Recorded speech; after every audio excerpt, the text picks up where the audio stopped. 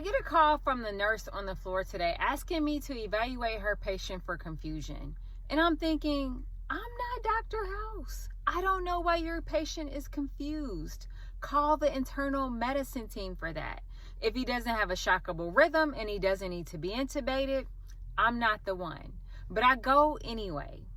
I examined him. He was definitely confused, and he also had been spiking fevers. Flipping through his chart, I saw that he was recently diagnosed with shingles, and suddenly this became a serious case. His vitals were fine, but he was spiking fevers throughout the day.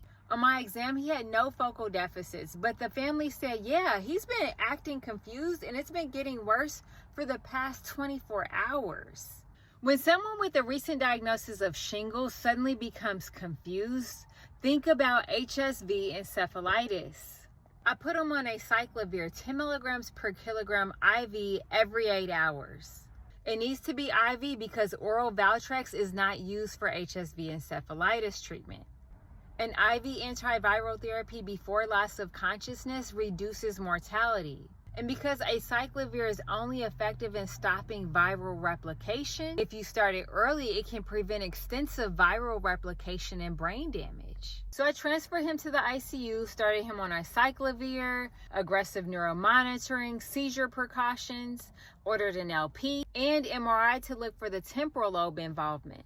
His MRI lit up in the temporal lobes. His CSF came back positive and it wasn't shingles. It was HSV encephalitis.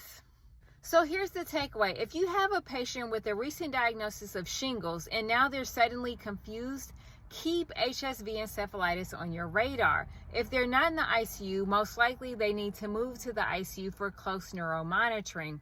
And then remember, acyclovir needs to be started as soon as possible. You don't wait for the LP or the MRI. You start that because that reduces mortality. And for a matter of fact, anybody with high fevers and confusion, always keep meningitis and encephalitis in the back of your mind. I hope you guys enjoyed this case as much as I did. And kudos to that nurse for calling me knowing something was off.